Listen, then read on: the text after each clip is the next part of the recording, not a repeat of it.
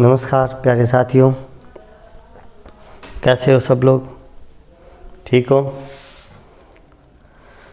आदर्श के इस online platform पर आपका हम बहुत बहुत हार्दिक स्वागत करते हैं, बहुत बहुत अभिनंदन करते हैं। दोस्तों, हम लोगों ने हिंदी मीडियम के लिए जो जो चैप्टर कर दिए थे, आज नया चैप्टर शुरू करेंगे।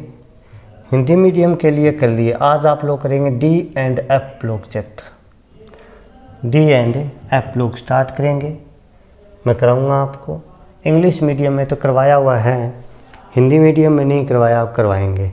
आप लोगों ने कौन कौन से कर लिए? विलयन कर लिया? बिल्कुल कर लिया।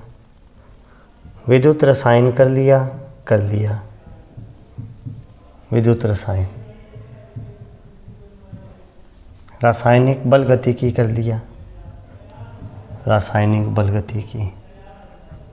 उपसह संयोजी यौगिक कर लिया। इतने चैप्टर आप लोग कर चुके हैं ऑनलाइन माध्यम से, 4 चैप्टर। आज आप लोगों के आगे 5वां चैप्टर आ रहा है। 5वां चैप्टर है डी एंड एफ ब्लॉक। आप लोग D and F block English medium में मैंने करवाया, काफ़ी बच्चों ने तो इंग्लिश मीडियम भी देखा होगा, लेकिन कोई बात नहीं, हिंदी मीडियम में देख लो। डी और एफ ब्लॉक आपके सिलेबस में एक चैप्टर नंबर 8 है, केमिस्ट्री फर्स्ट का 8वां चैप्टर। वैसे हम ये चैप्टर नंबर 5 पढ़ रहे हैं एक प्रकार से। 12वीं क्लास का सिलेबस था जिसमें 8 चैप्टर बचे हमारे। एक चैप्टर धातु क्रम वाला फर्स्ट में कट गया है, धातु क्रम वाला काट दिया। 8 चैप्टर हैं, इनमें से 5वां चैप्टर आपका चल रहा है। मैं प्रयास करूँगा कि सारे चैप्टर आप लोगों के डाल दूँ, और प्रयास क्या करेंगे, डाल ही देंगे, क्योंकि अभी 3 चैप्टर और बचे हैं। डी एंड एफ ब्लॉक 5वां है, ये जल्दी पूरा हो जाएगा। छोटा सा चैप्टर है, इसको जल्दी पूरा कर देंगे। पी ब्लॉक बड़ा है, उसके बाद ठोस अवस्था, पृष्ठीय रसायन और पी ब्लॉक 3 चैप्टर बचेंगे। फिर ये और कर देंगे आप लोग। शायद दिसंबर तक, 30 दिसंबर यानी लास्ट दिसंबर तक हम कोशिश करेंगे कि सारे चैप्टर डाल दिए जाएं। आप लोग साथ साथ नोट्स बनाते रहो। और दोस्तों, शेयर बहुत कम कर रहे हैं आजकल आप लोग। शेयर करो वीडियो, हम लोग आपके लिए कितनी मेहनत कर रहे हैं, आपके लिए बढ़िया मैटर बता रहे हैं। इतना आराम से यूट्यूब पर कम ही लोग बताते हैं दोस्तों। यूट्यूब पर इतनी चीज़ें बतानी मुश्किल होती हैं, हम आप लोगों के लिए ला रहे हैं ये चीज़ें। तो आप लोगों को चाहिए कि आप चैनल को सब्सक्राइब करो, लाइक करो, शेयर करो, है ना। तो ये काम आपके होने चाहिए, जो आप बहुत कम कर रहे हो, क्योंकि आपको समझ में तो आता है मैटर। ऐसी बात तो नहीं है समझ में आ नहीं रहा, मैटर तो समझ में आता ही है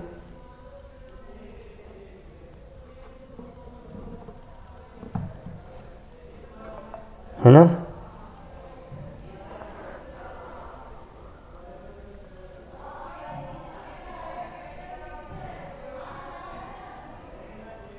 अब सुनो आप लोग, डी एंड एफ ब्लॉक।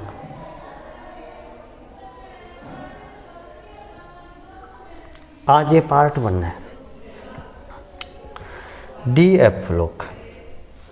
हमारे चैप्टर में 2 पार्ट हैं, डी ब्लॉक और एफ ब्लॉक। जितना 12th के सिलेबस में है मैं उतना ही करा रहा हूँ आप लोगों को एक बार, क्योंकि ज़्यादा करवाना मेरे हिसाब से हमारी ज़्यादा समझदारी नहीं होगी, ऐसा मेरा विचार है ना। तो इस चैप्टर के 2 पार्ट हैं।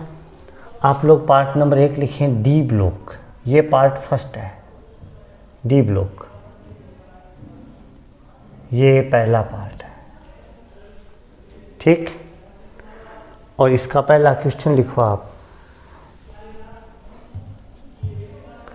डी ब्लॉक के तत्व किसे कहते हैं? पहला क्वेश्चन, डी ब्लॉक के तत्व किसे कहते हैं? पहले इनका जनरल इंट्रोडक्शन लिखते हैं। डी ब्लॉक के तत्व किसे कहते हैं? आंसर, डी ब्लॉक के तत्व वे तत्व होते हैं जिनमें अंतिम इलेक्ट्रॉन डी कक्षकों में भरा जाता है। डी ब्लॉक के तत्व यानी अंतिम इलेक्ट्रॉन आप कहाँ भरेंगे? डी ब्लॉक में, डी कक्षक में। तो वे तत्व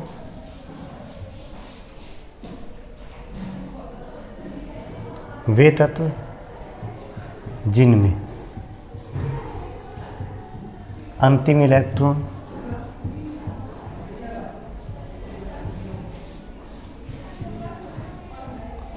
डी कक्षकों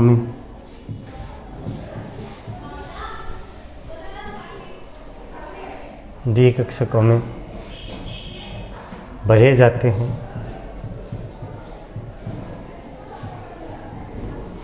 डी ब्लॉक के तत्व कहलाते हैं।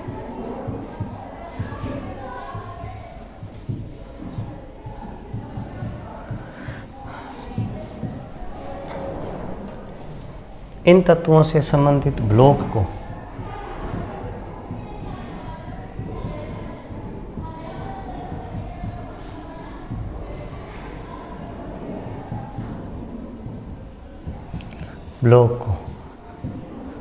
डी ब्लॉक कहते हैं। यानी आवर्त सारणी में इनसे संबंधित जो ब्लॉक है ये डी ब्लॉक है। समझ गया बात? तो डी ब्लॉक के तत्व क्या हैं, ये समझ में आई आपकी बात? डी ब्लॉक कहाँ पर? आवर्त सारणी में। तो आपने आवर्त सारणी तो ऐसे देखी होगी,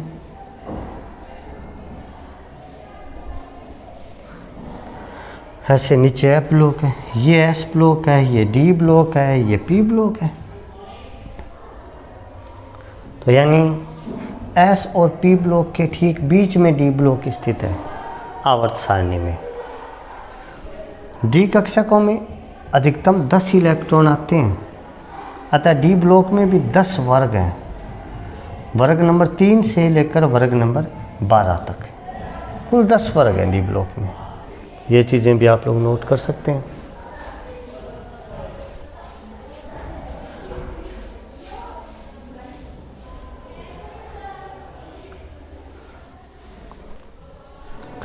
तो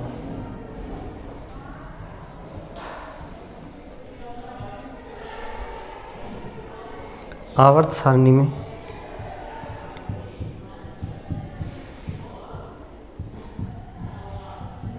एस में पी ब्लॉक के मध्य डी ब्लॉक स्थित है।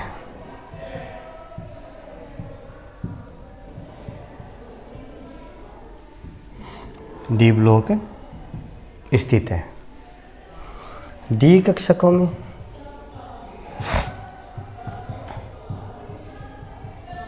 अधिकतम 10 इलेक्ट्रॉन्स आते हैं,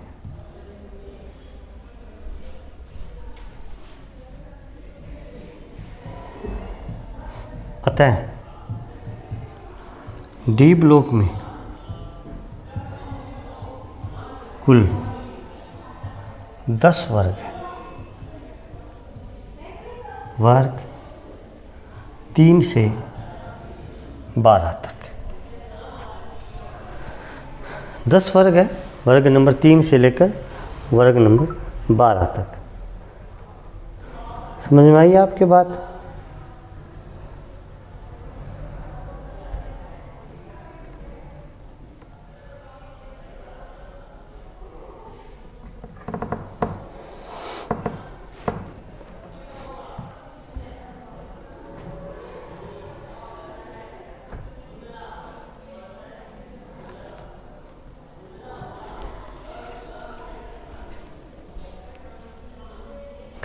अब क्या होगा, जो डी वर्ग है, डी ब्लॉक है, इनका सामान्य इलेक्ट्रॉनिक विन्यास क्या होता है? डी ब्लॉक के तत्वों का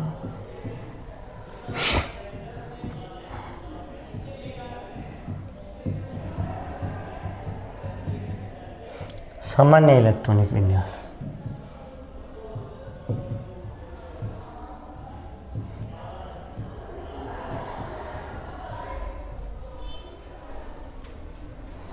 n-1 d 1 to 10 ns12 होता है।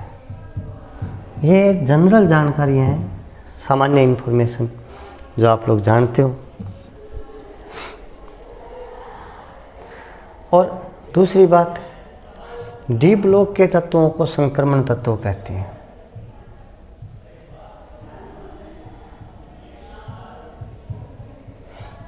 डी ब्लॉक के तत्वों को संक्रमण तत्व कहते हैं। अब क्यों कहते हैं वो आगे बढ़ेंगे। क्या होता है संक्रमण तत्व?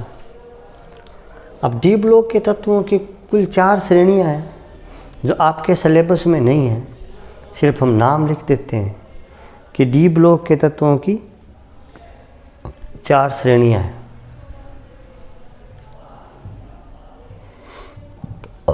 डी ब्लॉक के तत्वों की 4 श्रेणियां हैं। कौन कौन सी? पहली 3D या प्रथम संक्रमण श्रेणी,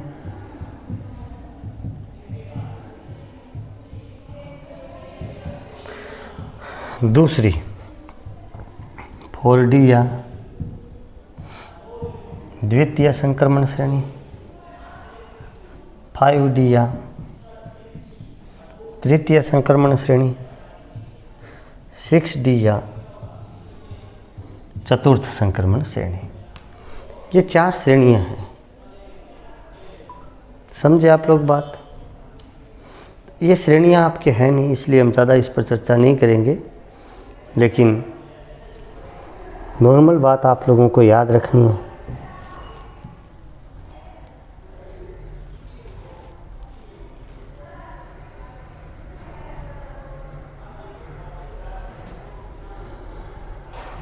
अब आगे डी ब्लॉक के तत्वों को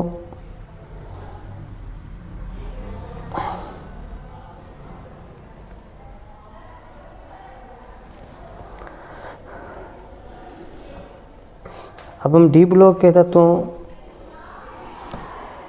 के बारे में आगे बढ़ते हैं और क्वेश्चन लिखते हैं। ये तो नोट कर लो आप लोग फटाफट से, वीडियो को पॉज करके नोट कर लिया करो ताकि अपना टाइम बचे।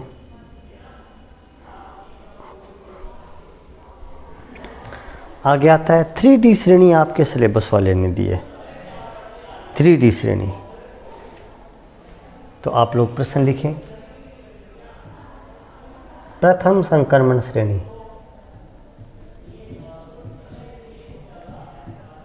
यानी 3D श्रेणी का इलेक्ट्रॉनिक विन्यास लिखें।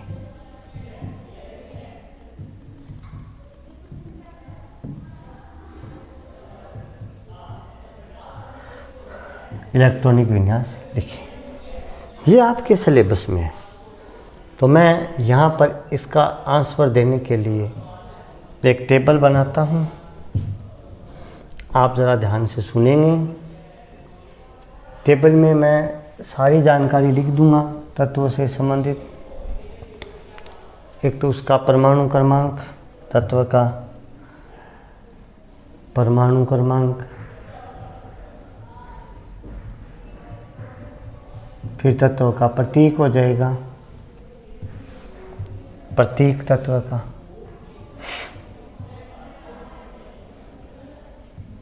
फिर तत्व का नाम हो जाएगा,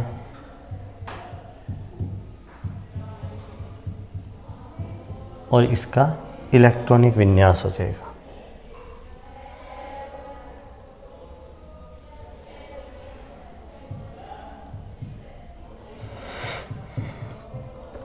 इलेक्ट्रॉनिक विन्यास। मैं आपको बता देता हूँ कि जो 3D श्रेणी है ये परमाणु क्रमांक 21 से लेकर 30 तक है। 21 से लेकर 30 तक। तो एक छोटी सी टेबल बना रहे हैं हम लोग।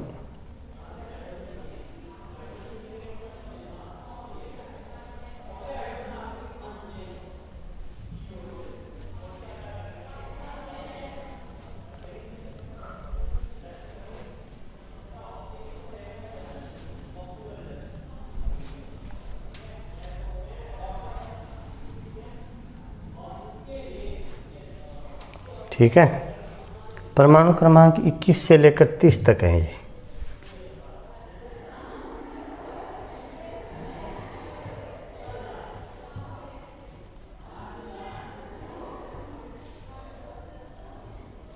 ठीक है, अब इनकी ट्रिक समझो। एक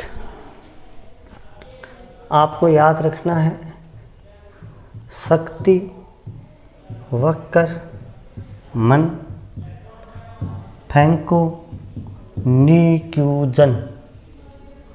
क्या याद रखना है आपको? शक्ति, वक्र, मन, फेंको, निक्यूजन।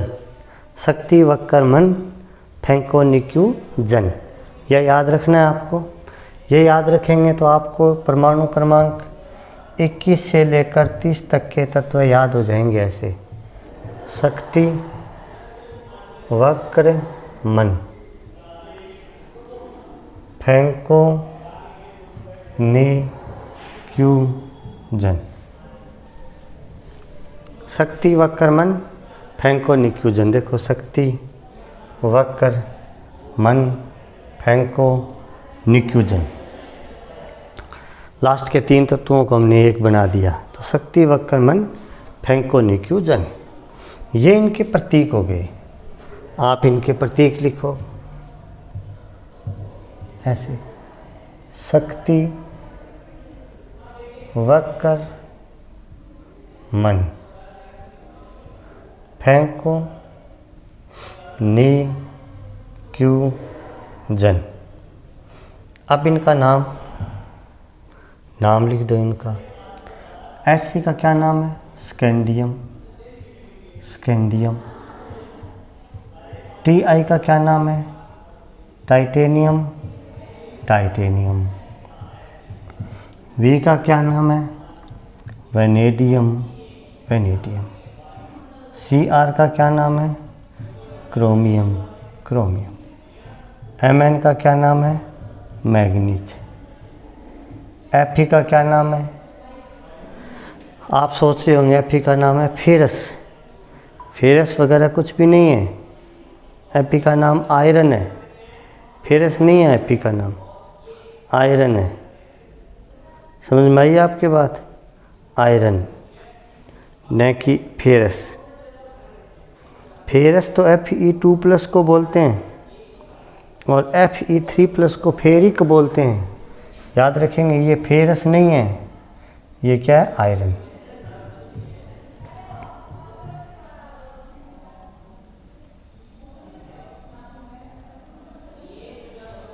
ये मैग्नीज है, ये आयरन, ये कोबाल्ट,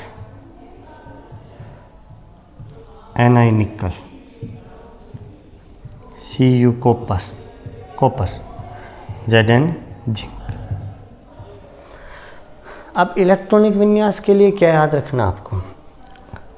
सभी में लिखना है आर्गन 3d4s2। सभी में लिखना है ऐसे।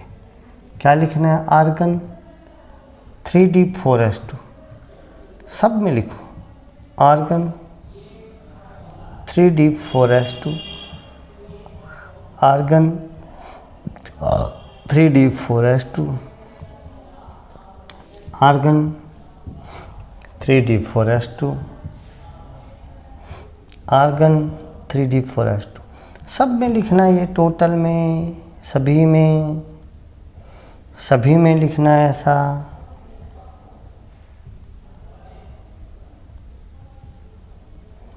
सभी में लिखना है ऐसा। अब लिखने के बाद क्या करेंगे आप लोग? काउंटिंग लिखें, गिनती 1 से 10 तक। 1 2 3 4 5 6 7 8 9 10। 2 अपवादों को छोड़कर बाकी सबके इलेक्ट्रॉनिक विन्यास हो गए इस श्रेणी में। ये 2 अपवाद हैं, कॉपर और क्रोमियम। हम इनका अलग से प्रश्न भी लिखेंगे। इनका इलेक्ट्रॉनिक विन्यास ऐसे लिखा जाएगा, यहाँ तो होगा 3d5 4s1 और कॉपर का हो जाएगा 3d10 4s1।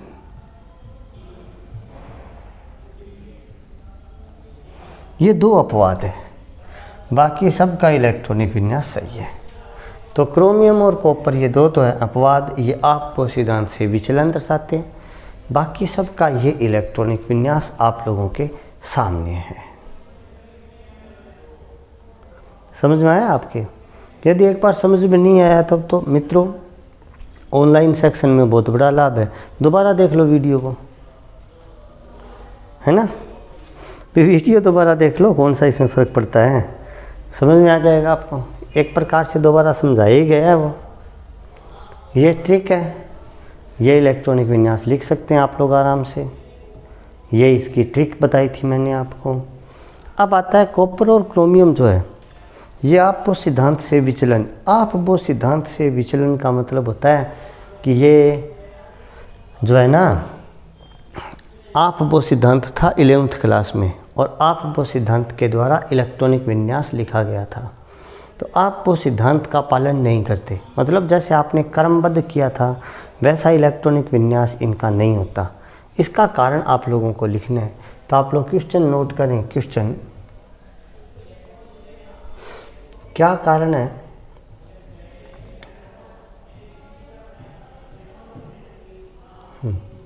क्या कारण है कि क्रोमियम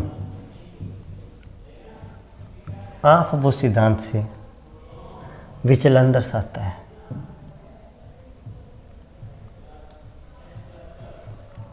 आप वो सिद्धांत से विचलन दर्शाता है।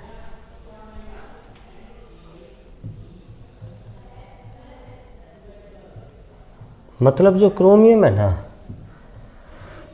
ये आप वो सिद्धांत का पालन नहीं करता। ऐसा क्यों? तो इसके आंसर में पहले आप लोगों को लिखना चाहिए कि क्रोमियम का इलेक्ट्रॉनिक विन्यास निम्न है।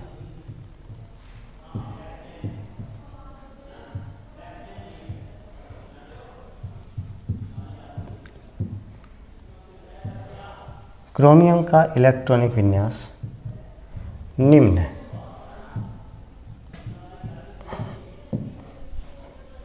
क्रोमियम का इलेक्ट्रॉनिक विन्यास लिखेंगे आप लोग। क्रोमियम 24 परमाणु क्रमांक है इसका, बराबर आर्गन 3d5 4s1। अब आपको सिद्धांत से विचलन क्यों दर्शाता है? यह आप वो सिद्धांत से विचलन दर्शाता है, इसके 2 कारण हैं।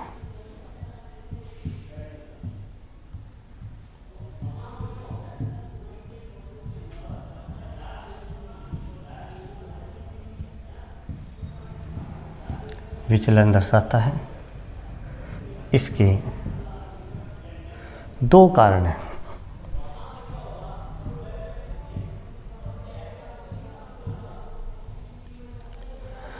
नंबर 1 कारण, क्रोमियम एक इलेक्ट्रॉन 4s से जब लेता है तो जो 3d है ये अर्धपूरित इलेक्ट्रॉनिक विन्यास प्राप्त कर लेता है। दोस्तों आपको पता है कि d में मैक्सिमम 10 इलेक्ट्रॉन आते हैं, ज़्यादा से ज़्यादा 10 इलेक्ट्रॉन आते हैं। यदि d में 10 इलेक्ट्रॉन हो तो वो पूर्णपूरित इलेक्ट्रॉनिक विन्यास होता है, और यदि d में 5 इलेक्ट्रॉन हो तो वो अर्धपूरित इलेक्ट्रॉनिक विन्यास होता है। अब जब d में 5 इलेक्ट्रॉन होंगे तो वो अर्धपूरित इलेक्ट्रॉनिक विन्यास होगा, और अर्धपूरित इलेक्ट्रॉनिक विन्यास स्थायी होता है। तो यह इससे यानी आपको सिद्धांत से विचलन द्वारा 3d5 ब्रैकेट में अर्धपूरित इलेक्ट्रॉनिक विन्यास प्राप्त कर लेता है।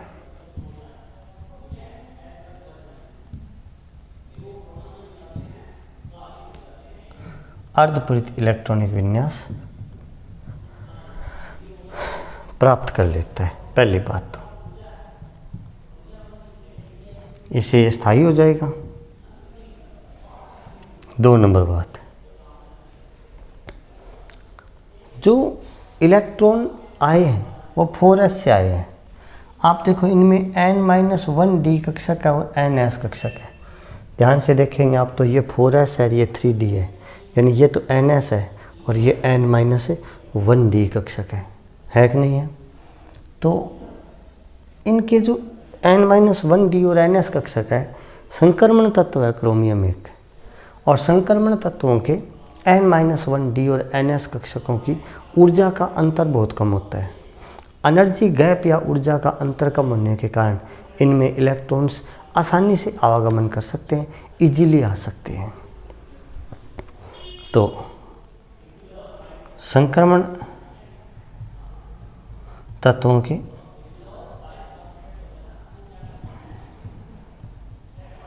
n-1d कक्षक व ns कक्षकों की ऊर्जा में अंतर बहुत कम होता है।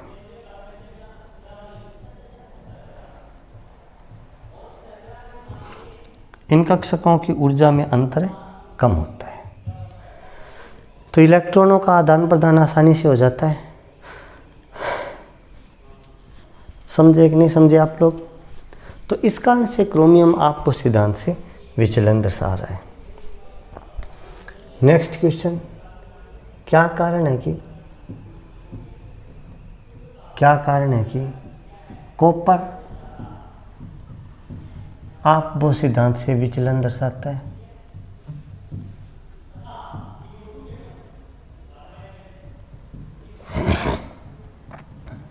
अब जैसे क्रोमियम में पढ़ा वैसे ही कॉपर में पढ़ लेंगे। कॉपर भी तो दर्शा रहा है ना, तो हर एक स्टूडेंट को ये तो आने लग गया होगा। कॉपर का इलेक्ट्रॉनिक विन्यास निम्न है, सेम वही तर्ज वही बात। कॉपर का इलेक्ट्रॉनिक विन्यास निम्न है।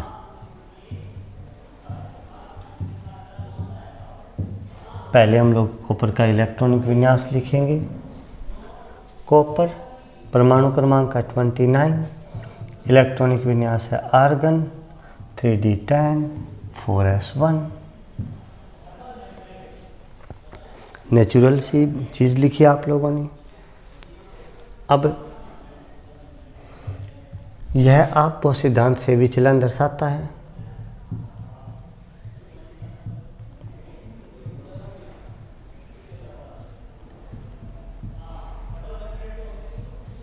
यह आपको सिद्धांत से विचलन दर्शाता है। इसके 2 कारण हैं, वही बात है, सेम है। इसके 2 कारण हैं।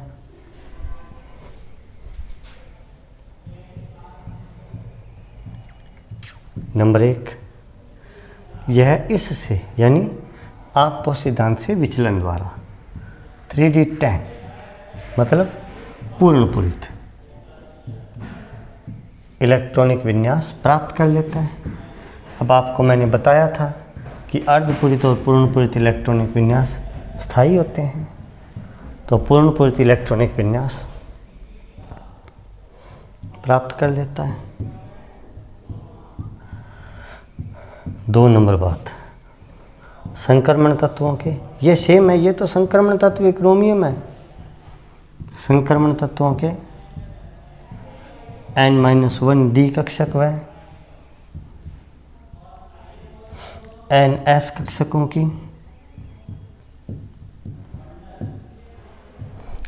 की ऊर्जा का अंतर बहुत कम होता है।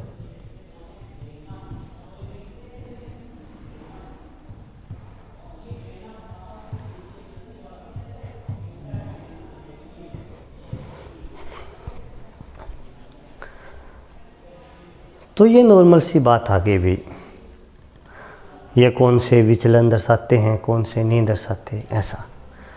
एक छोटा सा क्वेश्चन और करो आप। क्वेश्चन है,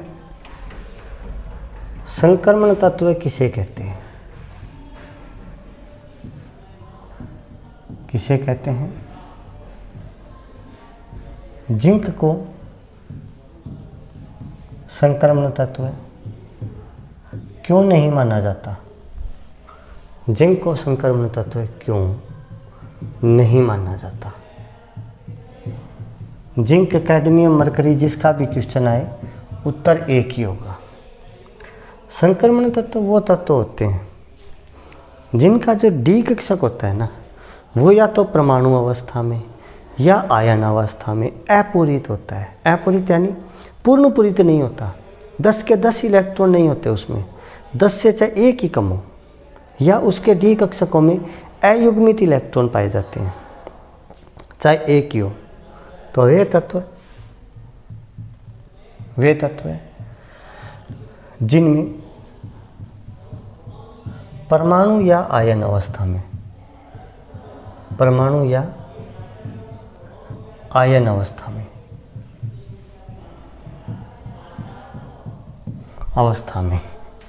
अंतिम डी कक्षकों में,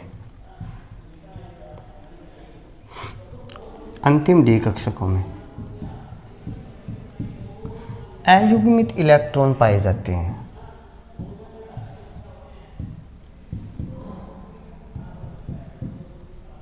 अयुग्मित इलेक्ट्रॉन पाए जाते हैं।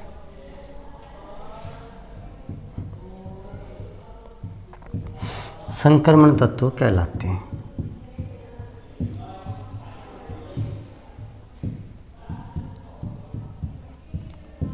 ये तो होगी संक्रमण तत्व। अब जिंक को संक्रमण तत्व क्यों नहीं माना जाता, तो ये तो एक अनजान आदमी बता देगा कि इसके परमाणु और आयन अवस्था में डी कक्षकों में अयुग्मित इलेक्ट्रॉन नहीं पाए जाते। मैं लिख देता हूँ, जिंक, कैडमियम व मरकरी, तीनों का ही लिख रहा हूँ कि अंतिम डी कक्षकों में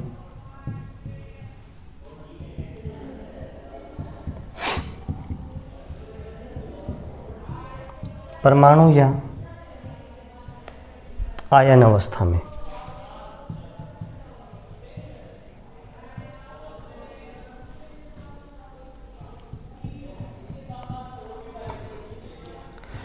अयुग्मित इलेक्ट्रॉन नहीं पाए जाते।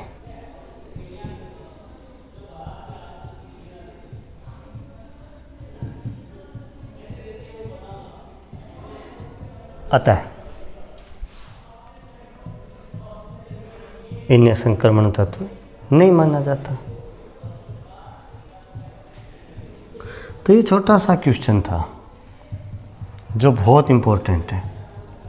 जहाँ तक मेरा अनुमान है ये क्वेश्चन परीक्षा में आएगा। संक्रमण तत्व वे तत्व होते हैं जिनके परमाणु या आयन अवस्था में अंतिम डी कक्षकों में अयुग्मित इलेक्ट्रॉन पाए जाते हैं।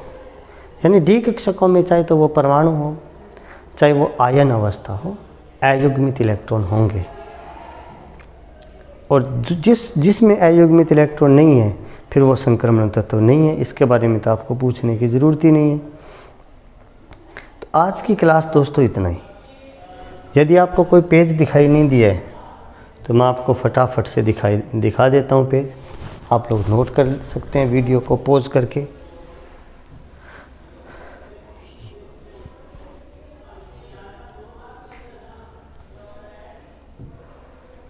नोट कर लो, वीडियो पॉज कर लो, जहाँ पर भी हुआ नहीं है वहीं पर वीडियो को रोक करके आप अपनी कार्रवाई पूरी कर सकते हैं। तो ये है दोस्तों डी ब्लॉक का पार्ट नंबर 1। अब जल्दी का मतलब कल ही डी ब्लॉक का पार्ट नंबर 2 करवाएंगे। तब तक आप लोग इस पार्ट को देखें। यदि एक बार में कुछ प्रॉब्लम आ रही है तो वीडियो को दोबारा देख लें। ऐसा हमारा मानना है कि इससे आपकी प्रॉब्लम का समाधान हो जाएगा। दोस्तों यदि कोई भी परेशानी आ रही है तो वीडियो देखें, फिर भी समझ में नहीं आ रहा है तो आप हमें कमेंट बॉक्स में कमेंट करें आपकी समस्या का समाधान करने का प्रयास हम लोग करते रहते हैं निरंतर। वीडियो को शेयर करें, ये तो आपको पता ही है, आपका फ़र्ज़ भी है साथ में शेयर करना। तो ओके दोस्तों, बहुत बहुत धन्यवाद, बहुत बहुत शुक्रिया।